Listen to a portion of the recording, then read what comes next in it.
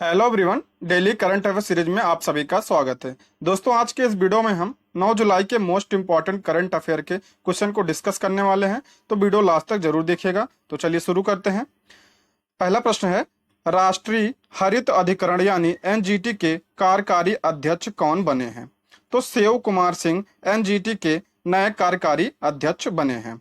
ये आदर्श कुमार गोयल का स्थान लेंगे। इसकी स्थापना कब हुई थी? 18 अक्टूबर 2010 को इसकी स्थापना हुई थी। किस अधिनियम के तहत? राष्ट्रीय हरित अधिकरण अधिनियम 2010 के तहत इसकी स्थापना हुई थी। और इसका मुख्य उद्देश्य क्या है? पर्यावरणीय मुद्दों का तेजी से निपटारा करना इसका मुख्य उद्देश्य है। और इसका मुख्यालय नई दिल्ली में है, लेकिन इसके 4 क्षेत्रीय कार्यालय भी हैं। कहाँ कहाँ? भोपाल, पुणे, कोलकाता और चेन्नई में। यह अक्सर एग्जाम में पूछा जाता है, इसको आप ध्यान रखिएगा। मुद्दों का निपटारा, यह 6 महीनों को भीतर मुद्दों का निपटारा करती है। यह भी एग्जाम में पूछा जा चुका है कि एनजीटी कितने महीनों के भीतर पर्यावरणीय मुद्दों का निपटारा करती है, तो 6 महीने के भीतर। और संरचना की बात करते हैं तो अध्यक्ष, न्यायिक सदस्य और विशेषज्ञ समिति इसमें सदस्य इसमें शामिल होते हैं। अध्यक्ष की नियुक्ति भारत के मुख्य न्यायाधीश के परामर्श पर केंद्र सरकार द्वारा की जाती है। और कार्यकाल 3 वर्ष की अवधि या 65 वर्ष की आयु और पुनर्नियुक्त किए पात्र नहीं हो, यह इन्हें पुनर्नियुक्त नहीं किया जाता है। ठीक है। अगला प्रश्न है, थ्रेड्स नामक एक नया सोशल मीडिया प्लेटफॉर्म किसने लॉन्च किया है? तो मेटा ने थ्रेड्स नामक एक सोशल मीडिया प्लेटफॉर्म लॉन्च किया है। मेटा यानी फेसबुक ने ट्विटर को टक्कर देने के लिए थ्रेड्स नामक एक नया ऐप विकसित किया है। थ्रेड्स माइक्रो ब्लॉगिंग साइट है। इसमें 500 कैरेक्टर और 5 मिनट का वीडियो सपोर्ट भी है। ठीक है।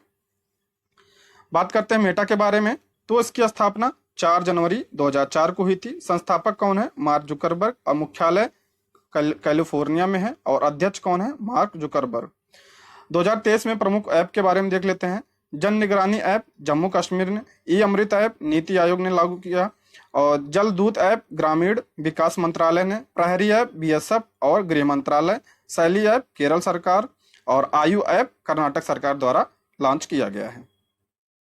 अगला प्रश्न है, अभ्यास साल्वेक्स भारत और किस देश के मध्य आयोजित किया जाता है?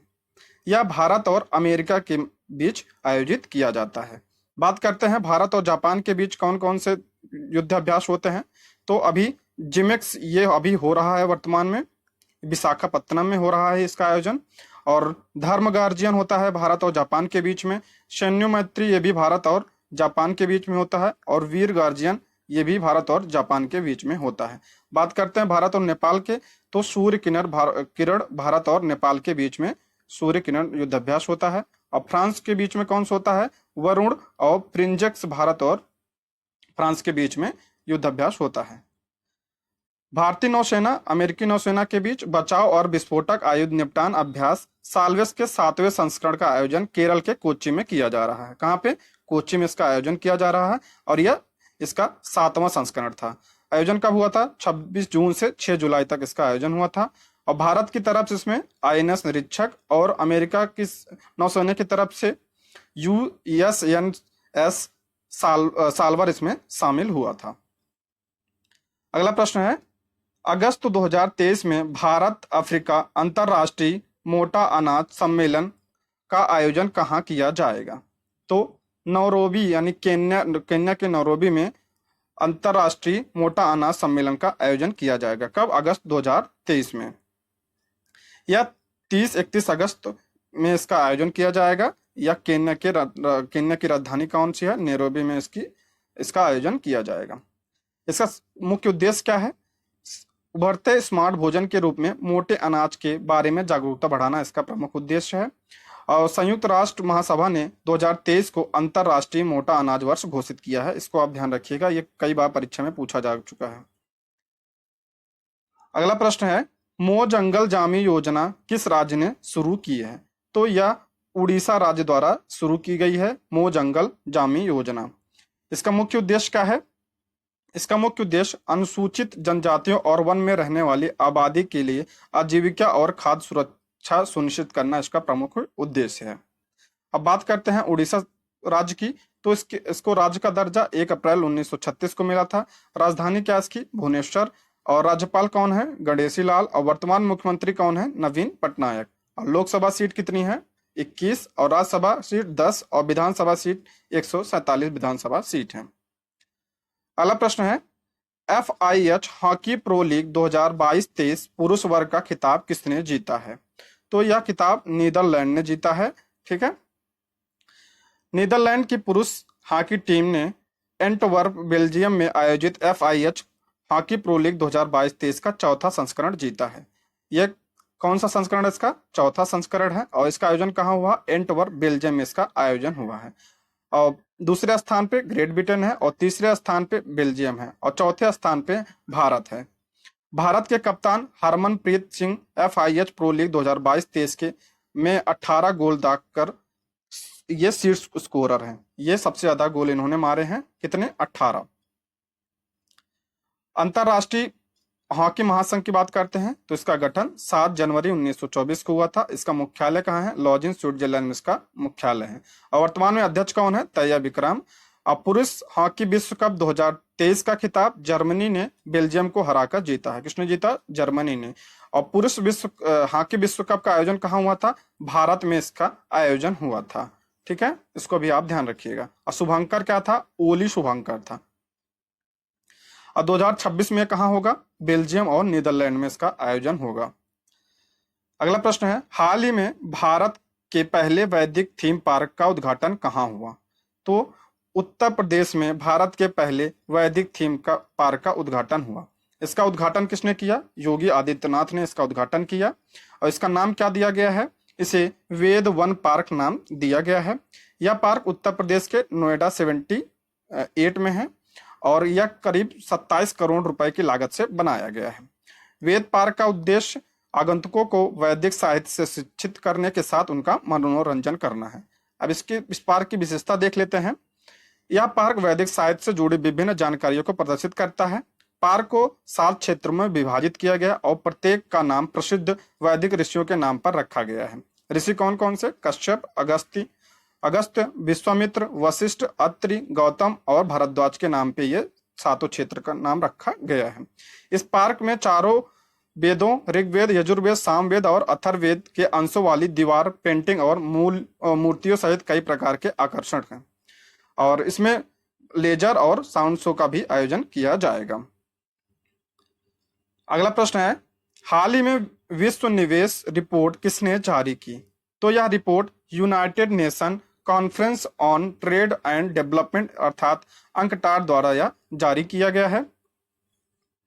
इस रिपोर्ट के अनुसार FDI में वैश्विक गिरावट 2022 में 12% की गिरावट के साथ 1.3 ट्रिलियन डॉलर हो गई है। कितने परसेंट गिरावट आई है FDI में? तो 12% की गिरावट आई है। अब कितना है? 1.3 ट्रिलियन डॉलर। भारत में वर्ष 2022 में प्रत्यक्ष विदेशी निवेश यानी FDI 10% बढ़कर 49 अरब डॉलर हो गई है। भारत में यह बड़ा है। वैश्विक स्तर पर प्रत्यक्ष विदेशी निवेश में गिरावट के बीच भारत FDI प्राप्त करने वाले देशों की सूची में 8वें पायदान पे है। किस पे? 8वें पायदान पे। अब पहले और दूसरे स्थान पे कौन है? पहले स्थान पे अमेरिका है और दूसरे स्थान पे चीन है। अब बात करते हैं अंकटाड की, तो इसकी स्थापना 1964 में हुई थी। मुख्यालय कहाँ है? जिनेवा में इसका मुख्यालय है। अध्यक्ष कौन है? रेबका ग्रिम्सपैन। और यह संस्था व्यापार, निवेश और विकास के मुद्दों से संबंधित है। नेक्स्ट है, तीसरे विश्व हिंदू सम्मेलन का आयोजन कहाँ किया जाएगा? तो यह बैंकॉक में इसका आयोजन किया जाएगा, विश्व हिंदू सम्मेलन का। 3 दिवसीय विश्व हिंदी सम्मेलन का आयोजन विश्व हिंदी फाउंडेशन द्वारा 24 नवंबर से बैंकॉक के कन्वेंशन सेंटर में इसका आयोजन किया जाएगा। इस आयोजन में उत्तर प्रदेश के मुख्यमंत्री योगी आदित्यनाथ, राष्ट्रीय स्वयंसेवक संघ के संघ संचालक मोहन भागवत और मां अमृतानंदमयी को आमंत्रित किया गया है। पहला कहाँ हुआ था? यह 2014 में दिल्ली में हुआ था और दूसरा 2018 में अमेरिका के शिकागो में इसका आयोजन किया गया था। अगला प्रश्न है, 67 travel agent association of India सम्मेलन का आयोजन कहाँ हुआ? तो इसका सम्मेलन कोलंबो में हुआ है। 66 travel agents association of India का आयोजन श्रीलंका के कोलंबो में हुआ है और इसका उद्घाटन किसने किया है? वहां के राष्ट्रपति रानिल विक्रमसिंघे। और सम्मेलन का मुख्य उद्देश्य क्या है? देशों के मध्य पर्यटन को बढ़ावा देना इसका प्रमुख उद्देश्य है। और 2022 में कहाँ हुआ था? ये सिंगापुर में 2022 में इसका आयोजन किया गया था। अब इसकी स्थापना कब हुई थी? 1955 में। और भारत में यात्रा संबंधी सबसे पुरानी एसोसिएशन है ये। अगला प्रश्न है, गुणवत्तापूर्ण शिक्षा उपलब्ध कराने के लिए प्रोजेक्ट रेल की शुरुआत किस राज्य में किया जाएगा? तो यह झारखंड राज्य में प्रोजेक्ट रेल की शुरुआत किया जाएगा। झारखंड के खूंटी जिले में इसकी शुरुआत की जाएगी। तो किसने शुरुआत की है? शशि रंजन वहां के उपायुक्त हैं, उन्होंने इसकी घोषणा की है। और इसका फुल फॉर्म क्या है? Regular assessment for improved learning. और इसका मुख्य उद्देश्य क्या है? इस प्रोजेक्ट के तहत चयनित विद्यालयों में गणित, विज्ञान एवं सामाजिक विज्ञान का पढ़ाए गए सिलेबस के अनुसार वस्तुनिष्ठ प्रश्नों के आधार पर साप्ताहिक जांच की जाएगी, जिससे बच्चों के अधिगम स्तर एवं उनके दिन प्रतिदिन हुए प्रगति का आकलन किया जाएगा। अब बात करते हैं झारखंड की। तो इसका गठन कब हुआ था? 15 नवंबर 2000 को इसका गठन हुआ था। यह बिहार से अलग हुआ था। राजधानी कहाँ है? रांची। और राज्यपाल कौन है? सीपी राधाकृष्णन वर्तमान में राज्यपाल हैं। मुख्यमंत्री कौन है? हेमंत सोरेन। और राज्यसभा सीट कितनी है? 6, लोकसभा सीट 14 और विधानसभा की 81 सीटें हैं। यह है झारखंड। अब हम जीके के कुछ प्रश्नों को देख लेते हैं। डूरंड कप का संबंध किस खेल से है? तो इसका संबंध फुटबॉल से है। भारत का नेपोलियन किसे कहा जाता है? तो समुद्रगुप्त को भारत का नेपोलियन कहा जाता है। मधुमक्खी पालन को क्या कहा जाता है? AP culture. और भारत छोड़ो आंदोलन कब शुरू हुआ था? 8 अगस्त 1942 को भारत छोड़ो आंदोलन शुरू हुआ था। सिंधु घाटी सभ्यता का बंदरगाह वाला नगर कौन है? तो लोथल। राज्यसभा का पदेन सभापति कौन होता है? उपराष्ट्रपति। और दीन ए इलाही धर्म किस मुगल शासक ने चलाया था? तो अकबर ने दीन ए इलाही धर्म चलाया था। हीराकुंड बांध किस नदी पे है? महानदी पे। और सिकंदर ने भारत पर कब आक्रमण किया था? 326 ईसा पूर्व में सिकंदर ने भारत पर आक्रमण किया था। और संयुक्त राष्ट्र संघ या का मुख्यालय कहाँ स्थित है? तो न्यूयॉर्क में इसका मुख्यालय हुई थी। इसकी स्थापना कब हुई थी? 1945 में इसकी स्थापना हुई थी। अब टेस्ट के प्रश्न को देख लेते हैं।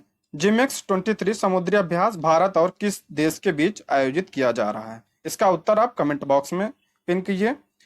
ये रहे आज के प्रश्न। Thank you for watching.